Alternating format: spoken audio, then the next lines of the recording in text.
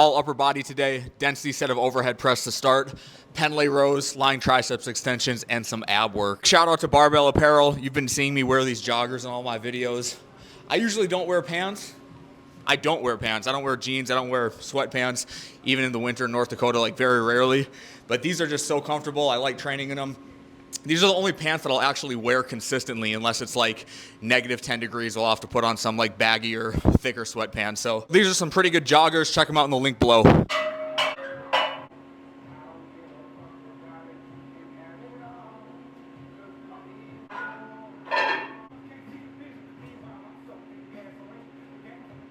All right, doing my density set with 205.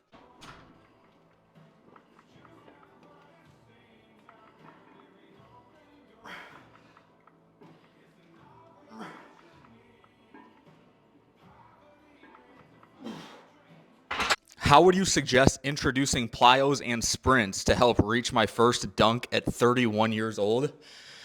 I guess it depends on what you've been doing the previous 31 years. Do you have an athletic background? Have you been lifting? Have you been doing any sprinting, any plyos?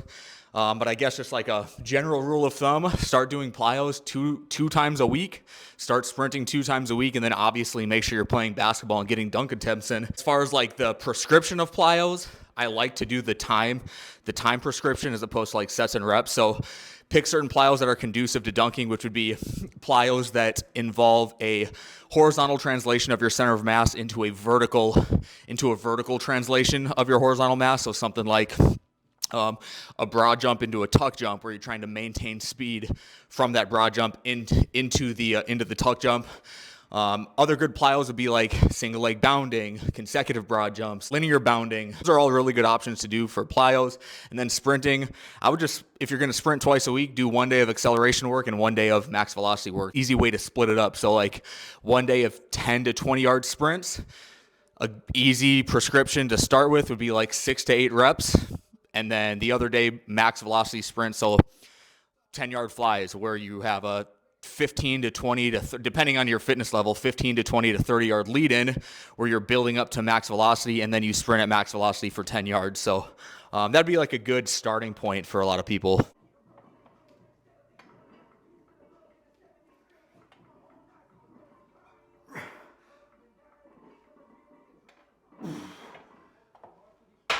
How do you train your biceps? What is the most optimal biceps exercise?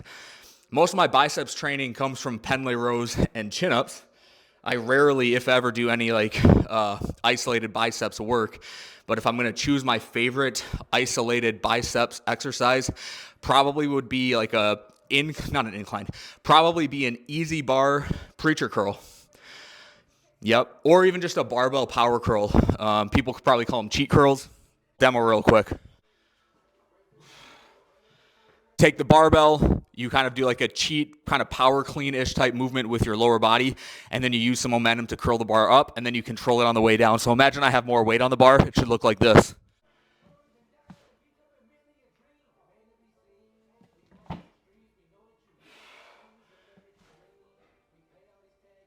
Obviously doesn't look super realistic with no weight on the bar, but yeah, barbell cheat curl, and then easy bar preacher curl. Probably my 2 favorite biceps exercises.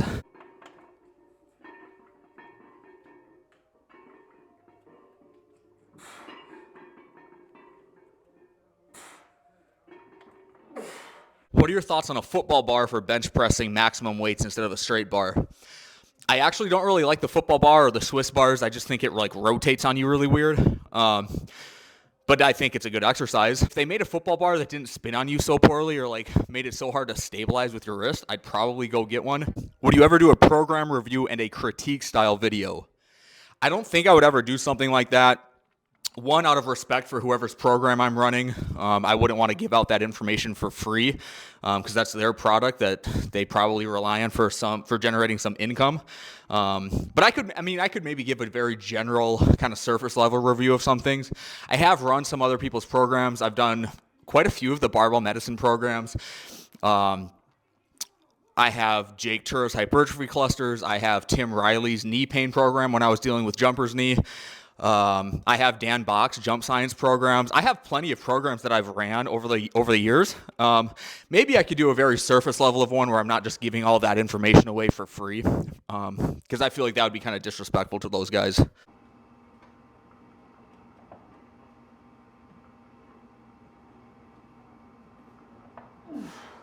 What I really like about density sets and giant sets for that matter is if you do have a training partner, you can both do the density set and the giant set at the same time and kind of treat it like a race. So you both put whatever weight on the bar you're supposed to be using. So if it's a giant set and you have to complete 22 reps of the giant set, put the weight on the bar, start at the exact same time and see who can finish the 22 reps faster. Or if you're doing a density set, do the density set at the same exact time and try to keep pace with each other and so you can get more reps in that time frame. So that's like a really good way to compete with these things, as opposed to if you're just doing like a set and a rep scheme where maybe I have 275 on the bar and my partner has 265 on the bar, but we're both doing 3x5.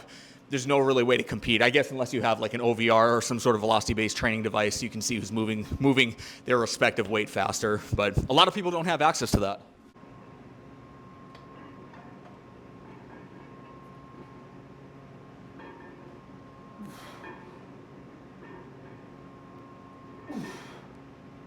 New Monster flavor, Ultra Blue Hawaiian. Saw it at the gas station this morning when I was filling up. Figured I'd give it a try. Pretty happy with it.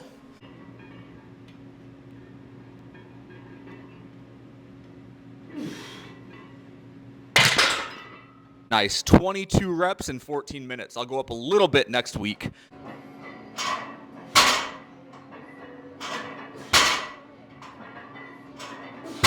All right, first set of Pendlay rows here.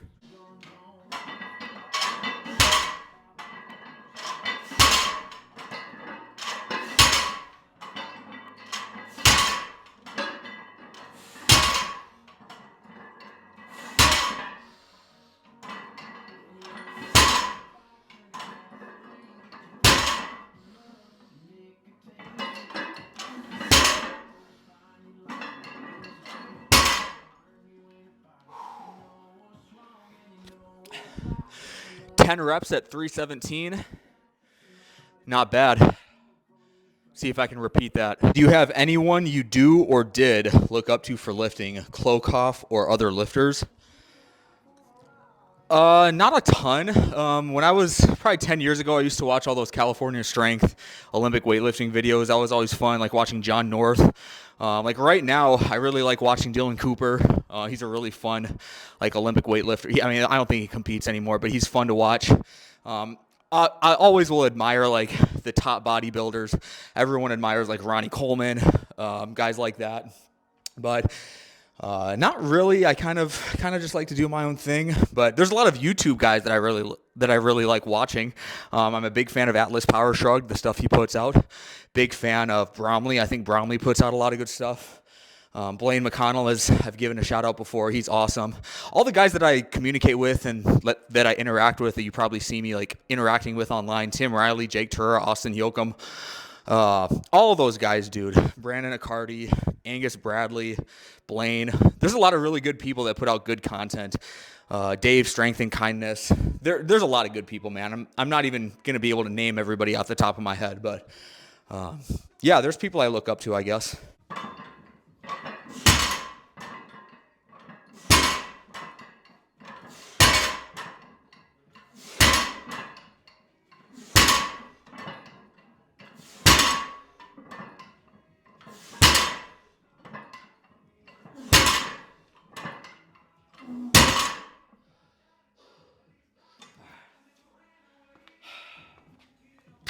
Nine reps on that second set. I think I could have got 10.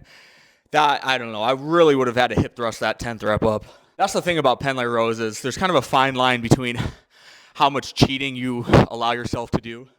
Mark Ribito has a pretty good point on it, though. Like, if you can accelerate the bar high enough and lower your body low enough, fast enough to touch the bar, you probably generated quite a bit of force and power. So, I don't know. All right, moving on to the triceps.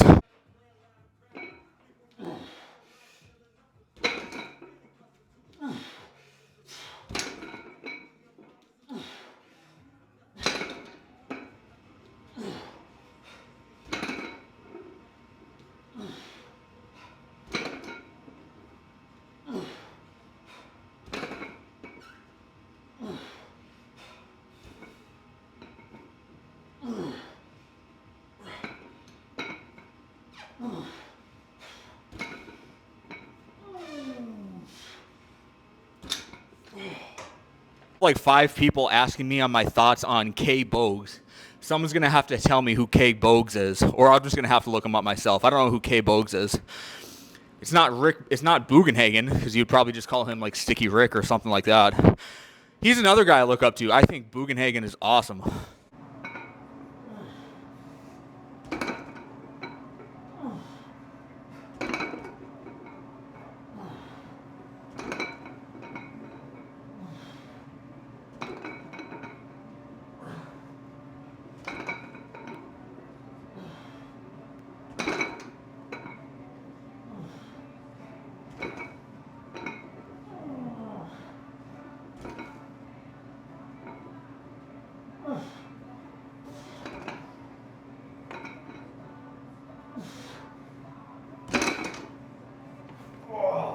Last thing of the day, some ab work. Got a kneeling cable crunch here. And I just want to reiterate, this is exactly why I mostly do barbell work, is because setting up this cable attachment was such a pain in the ass. It took me like 6 minutes to get it set up. And then I don't know how much weight is a good weight to use, so I had to do so many warm-up sets, just slowly stacking these 25-pound plates on the attachment. So yeah, it's just a pain in the ass. That's why I just mostly do barbell work. I already know approximately how much weight I'm going to use, and like, you do a warm-up set, you know what your next jump is. You do another warm-up set, you know what your next jump is, and you kind of know what weight's going to be a good working weight. Where something like this, it just takes too long to figure out, and it's like, damn, I don't have all day to train.